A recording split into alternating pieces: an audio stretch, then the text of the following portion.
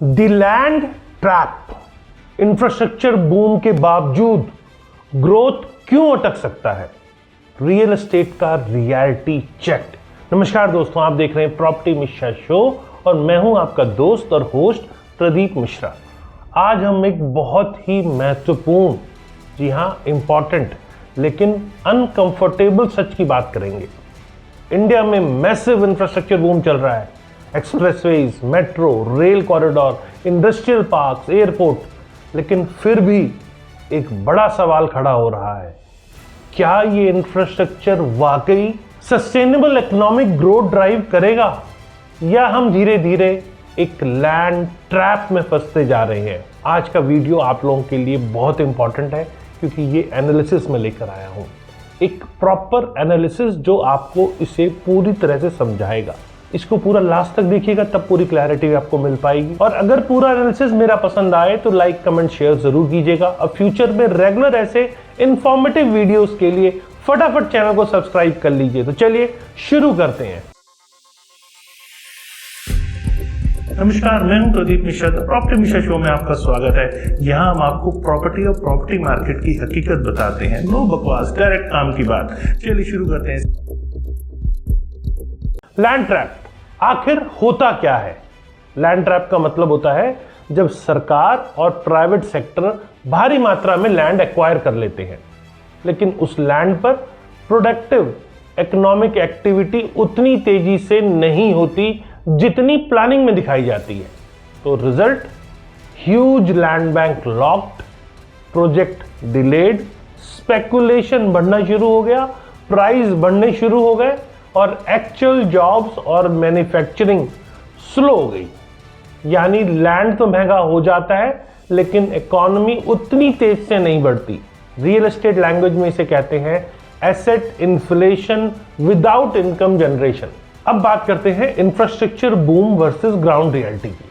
कागज पर देखें तो एक्सप्रेसवे बन रहे हैं, मेट्रो कॉरिडोर बन रहे हैं, इंडस्ट्रियल पार्क्स नोटिफाई हो रहे हैं, स्मार्ट सिटी प्लान हो रहे हैं, लेकिन ग्राउंड रियलिटी ये है बहुत से इंडस्ट्रियल पार्क्स में प्लॉट बिक गए हैं, बाउंड्री वॉल्स बन गई, रोड बन गई, लेकिन फैक्ट्रीज नहीं लगी। जब इंडस्ट्री नहीं आती तो जॉब नहीं बनते, हाउसिंग डिमांड आर्टिफिशियल रह जाती है, रेंटल मार्केट वीक रहता है। यहीं से लैंड ट्रैप शुरू होता है।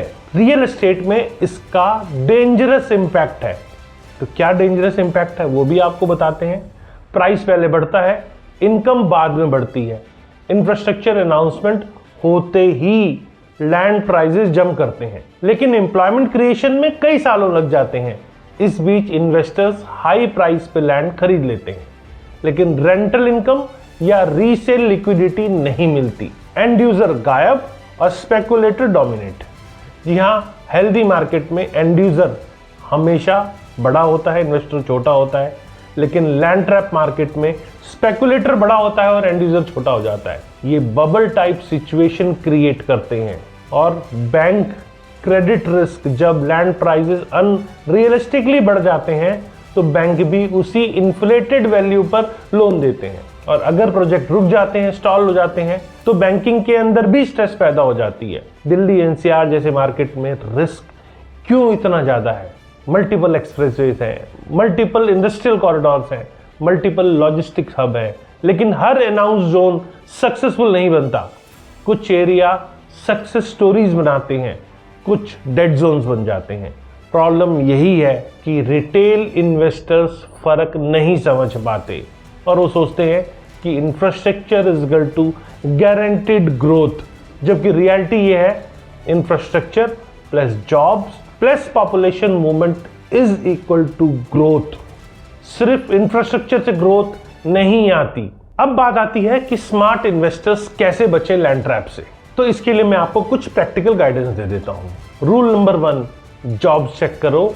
इन्वेस्ट करने से पहले पूछो, नियर बाय ऑपरेशनल फैक्ट्रीज हैं यहाँ, ऑफिसेज वर्किंग है, एम्प्लॉइज ऑलरेडी यहाँ रह रहे हैं? अगर जवाब है नो तो सावधान।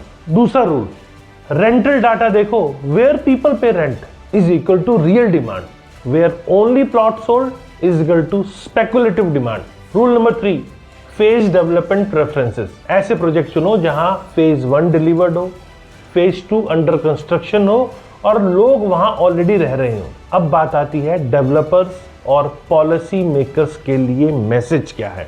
अगर इंडिया को लैंड ट्रैप से बचाना है तो फास्टर इंडस्ट्रियल क्लियरेंसेस होने चाहिए, प्लग एंड प्ले फैक्ट्रीज होनी चाहिए, skill development near industrial zones होने चाहिए और affordable rental housing near job centres होने चाहिए। Infrastructure plus industry must move together. तो चलिए अब मैं कुछ अपना वर्डिक्ट भी आपको बताता हूं। इंफ्रास्ट्रक्चर बूम अपॉर्चुनिटी है, लेकिन ब्लाइंड इन्वेस्टमेंट डेंजर है। विनर्स वही होंगे जो लैंड नहीं इकोनॉमिक एक्टिविटी बाय करेंगे। इंडिया का इंफ्रास्ट्रक्चर बूम बहुत हिस्टोरिक है, नो डाउट, लेकिन रियल ग्रोथ तभी आएगा जब लैंड के साथ साथ जॉब्स और इंडस्ट्रीज भी आएंगी। अगर आप लैंड ट्रैप से बचना चाहते हैं तो फ्लैशी अनाउंसमेंट्स नहीं, ग्राउंड रियलिटी पे इन्वेस्ट कीजिए।